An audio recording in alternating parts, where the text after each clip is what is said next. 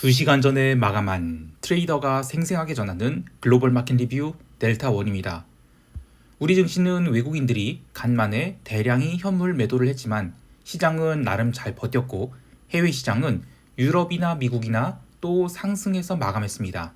엔비디아는 897달러까지 상승하기도 했는데요. 정말 대단한 시장입니다.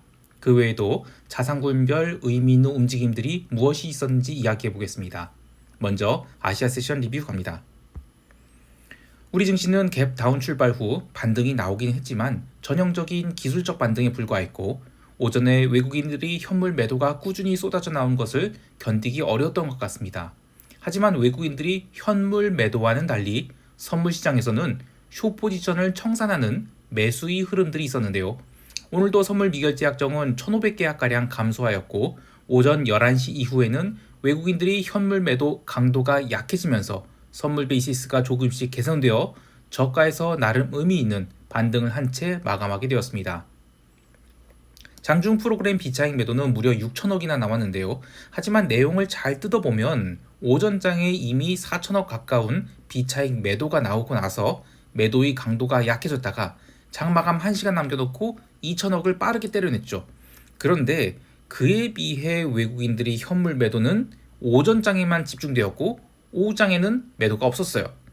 그래서 외국인들이 현물 매도 또한 삼성전자 2,300억, SK하이닉스 660억 이게 대부분 장 초반에 집중되었고 오후에는 매도가 없었거든요. 그래서 의미 있게 매도한 것은 없고 여전히 현대기아차나 KB금융, 신한지주 같은 저PBR 주식은 계속 매수하고 있어서 다음 주 목요일 옵션 만기까지는 이들 저PBR 테마가 쉽게 꺾이지 않을 가능성을 보여줍니다. 지난 2월 중순 이후로 시장이 350선 이상으로 레벨업하고 나서 계속 고가권에서 박스를 형성하고 있는데 선물 시장에서 본격적인 롤오버가 일어나지 않고 근월물 선물이 롱 포지션을 청산하고 있음에도 불구하고 시장이 나름 잘 버티고 있습니다. 그래서 좀 더 리스크 온 분위기가 이어진다면 우리 시장은 신고가 행진을 하고 있는 글로벌 증시 흐름에 발맞추어 레벨업 시도를 할 것으로 보고 있습니다. 아쉽게도 이 콜 클래스의 미결 증가가 계속되면서 360선 이상을 틀어막고 있어요. 근데 풋 클래스의 신규 미결 증가는 극외가 중심으로 나타나고 있죠. 그래서 마켓 메이커들은 아직까지는 상단 제한 그리고 하단도 340이냐 350이냐 이걸 두고 고민하는 것 같아요. 그래서 결국에 시장이 레벨업을 하려면 360 이상의 콜옵션 롤링업이 적극적으로 나오는지 이걸 봐야 되겠습니다. 변동성은 지수가 장중 바닥을 확인한 뒤 반등을 했음에도 불구하고 여전히 V코스피 지수는 17포인트대에서 움직이고 있어요.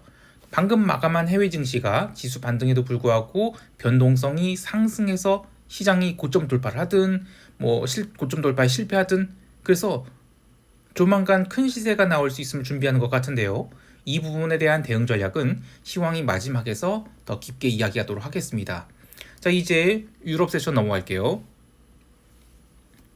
유럽 증시는 그 지수 한마디로 강세였습니다. 그런데 이젠 본장 개장과 함께 지수 선물이 강하게 반등을 한 것이 미국 시장이 장중 하락분을 사실상 다 무시한 거나 마찬가지거든요. 그래서 초반에 강하게 반등하고 나서는 하루 종일 변동성 매도를 주었고요. 그래서 사실상 종가 고가로 마감했는데 이게 유럽 지수 선물이 화요일에 지난 5거래일 동안 올린 것을 한 번에 눌렸거든요. 그러나 오늘 특별한 경제 지표나 이슈가 없었음에도 불구하고 이 전일이 눌림을 한 번에 만회해서 시장은 아직은 강세장이다. 이걸 보여주는 것 같아요. 자, 그런데 부담스러운 부분도 있었는데요. 증시가 신고가 갱신을 하였지만 변동성은 신저가는커녕 거의 눌리지도 않았어요. 이 증시는 이 14포인트대에서 변동성이 아무래도 바닥이 아닌가 이렇게 생각하는 것 같은데요. 물론 본격적인 변동성 상승은 저는 더 기다려야 된다라고 봐요. 그렇지만 이제 지난 2월 마지막 주에 변동성이 14포인트 이하로 내려가니 많이 했던 것을 이제는 고개를 들기 시작하는 것 같고요. 시장이 신고가 갱신하고 있음에도 불구하고 변동성 상승이 나온 것은 이 마지막 랠리가 끝나면 제법 강하고 빠른 조정이 나올 가능성이 열렸다. 이렇게 보고 있습니다. 채권 시장은 미국 장기채 선물이 상승한 것을 제외하고는 별다른 움직임이 없었다라고 보는데요. 유로존 장기 채권이 어제 워낙 강하게 뻗어올라서 오늘은 개장 초부터 차익 실현이 나왔고 그래도 장중에 나왔던 차익 실현을 어느 정도 만회했기 때문에 3월 들어서 진행 중인 채권 매수의 움직임은 아직 살아있다라고 할 수 있겠습니다. 물론 이게 장기 채권에만 집중되어 있고 단기 채권은 아니에요. 장기 채권이 강세 이유에 대해서 졸츠, 그러니까 뭐 구인 이직 지표가 잘 나와서 그런 거 아니냐 이렇게 뭐 하시는 분도 있는데 저는 그렇게 안 봐요. 왜냐하면 지표 발표 전부터 채권 시장 매수가 들어왔고요.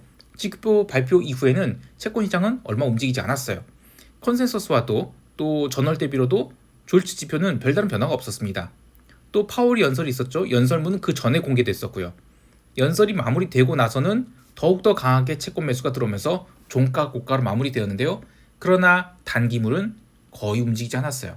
그래서 지금이 장기 채권 강세는 뭐 파월이 뭐 금리나 기대감을 더 올려서 그런 거 다 아닌 것 같고, 지난 1월과 2월에 장기 채권이 굉장히 과도하게 눌렸죠.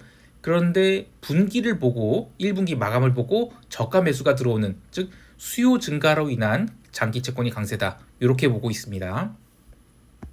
통화시장에서는 비달러 바스켓이 초강세를 보였습니다. 특히 엔화와 오지달러가 강세를 보였는데요. 이것 또한 뭐 경제지표로 인한 움직임이었다기보다는 아시아 세션에서 시작된 비달러 바스켓 매수의 흐름이 원인이었다, 이렇게 보고 있어요. 특히 아시아 세션 마감 후에 엔화가 점점 상승해서 2월 중순 이후로 레벨 다운을 했던 달러당 150엔 이하로 내려오는 의미 있는 엔화 강세가 나온 것이 눈에 띄는데요. BOJ가 작년 겨울, 즉 11월 중순 이후로 뭔가 액션을 취하지 않겠느냐, 그래서 엔화가 150엔대에서 빠르게 140엔대로 내려가는 그런 강세를 보였다가 1월 들어서 그런 내러티브가 쫙 소멸됐죠. 또 2월 들어서는 엔화 약세 흐름이 더욱 커졌어요. 그런데 이제 3월 시작되니까 야, 이거 과연 BOJ가 얼마까지 그럴 거냐, 이젠 다시 엔화 매수할 때 아니냐, 이러면서 엔화 매수가 들어오고 있거든요. 그래서 1분기 말에 바로 엔화 강세로 전환된다기보다는 1분기의 바닥을 확인한다. 그러면 2분기부터 나타나는 엔화 강세는 진짜 추격으로 잡아도 될 것 같아요. 특히 비달러 바스켓 전체가 강세 전환될 가능성도 생각하고 있는데요. 이제 3월물 통화선물 만기가 얼마 남지 않아서 6월물로 롤오버 완료했거든요. 엔화 오지달러롱 이게 모두 다 플러스 전환됐어요. 그래서 당분간은 이 포지션 마음 편하게 뭉개도록 하겠습니다. 상품 시장에서는 골드가 오늘도 또 상승해서 그래서 2156달러까지 올랐는데요.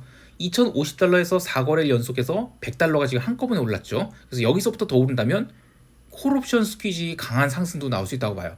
이미 골드 콜옵션은 저가 대비 30배가 넘는 시세가 나오기도 했는데요.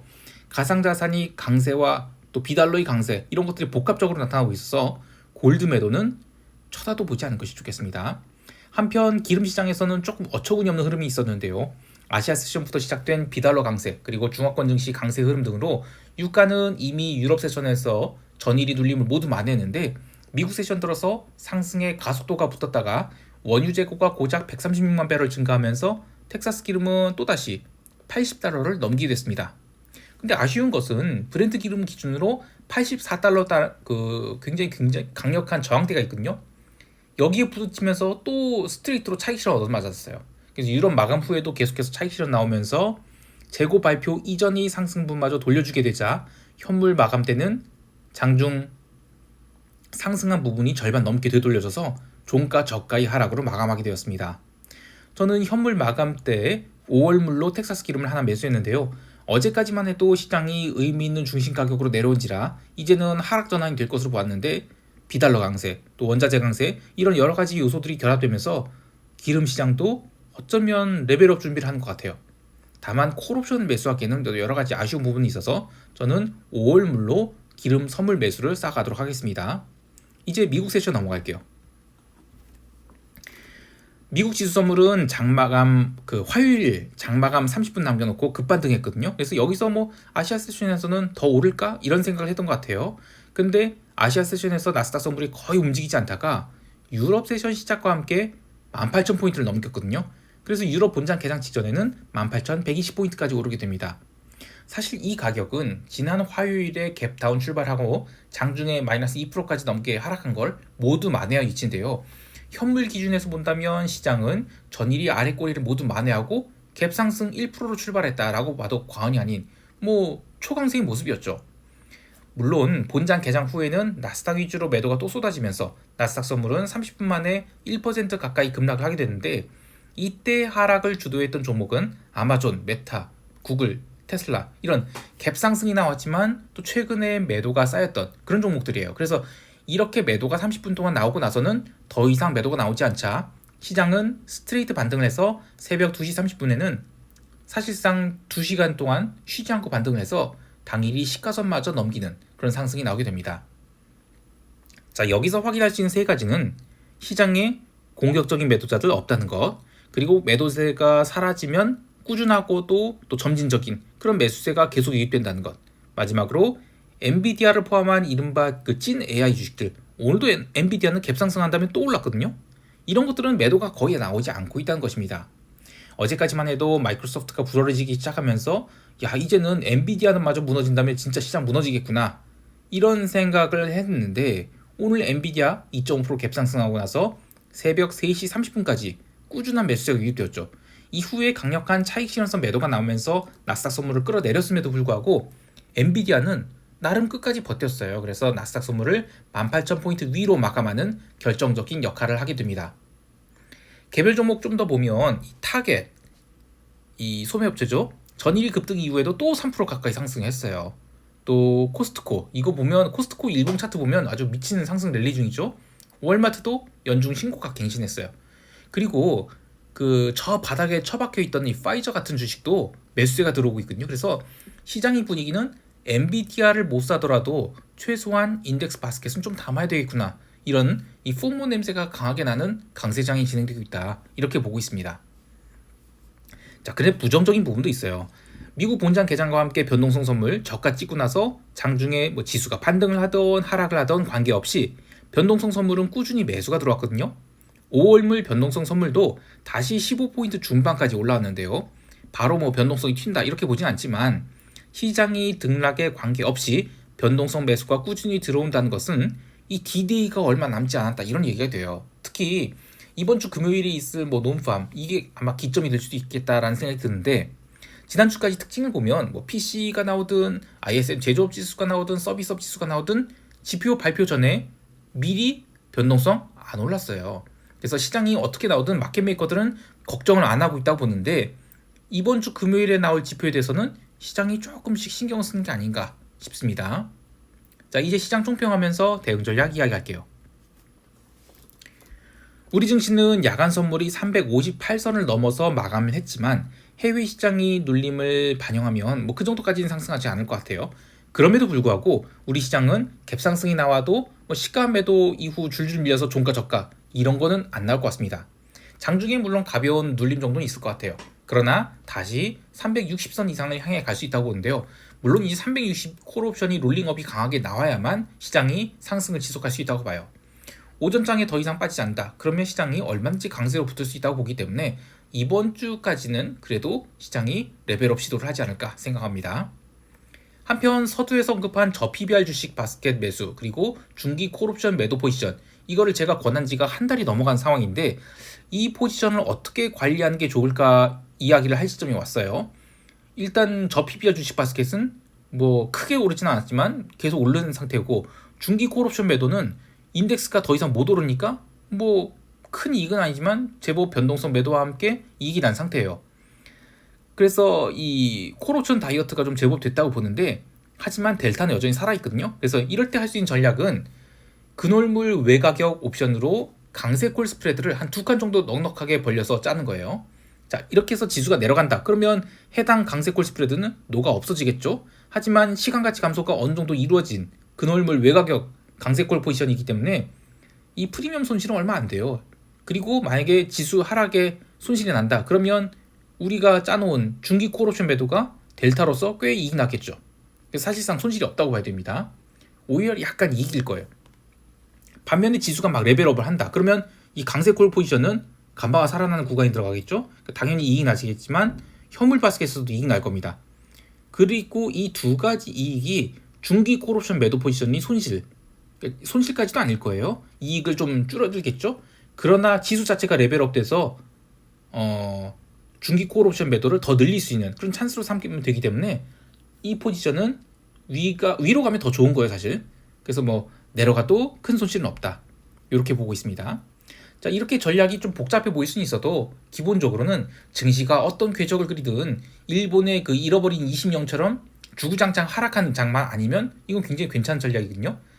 시장이 언제 오를지 모르는 이른바 마켓 타이밍 맞출 자신 없어도 보유하고 있는 포트폴리오가 뭐 하루에 무슨 뭐 20%씩 오르고 내리고 이런 고베터 종목만 아니라면 마음 편하게 시장 리스크를 해지하면서 내 종목들이 날아가기를 기다리면 되는 그런 마음 편한 전략이라고 할 수 있겠어요. 그래서 저는 이 중기 콜옵션 매도 전략 굉장히 좋아합니다. 해외 시장에 대해서는 러셀 매수 간만에 좀 강하게 늘렸는데 이번 주 주봉을 음봉으로 크게 꺾을 것으로 보지 않고 있어요. 거기에 더해서 오지달러도 2개 더 늘려서 현재 포지션은 엔화 5개, 그리고 오지달러 6개 매수, 그리고 미국 10년 국채, 독일 10년 국채 각각 6개씩 잡은 상태입니다. 3월 중순에 엔화 매수 좀 더 늘릴 생각인데 이미 지금 모든 포지션 플러스 영역으로 들어가 있고 또 6월물로 롤오버 다 맞췄거든요. 그래서 이 포지션은 좀 길게 한번 밀어볼 생각이에요. 목요일은 ECB 금리 결정이 있죠. 그리고 금요일은 논팜이 있고요. 다음 주에는 미국 CPI가 있습니다.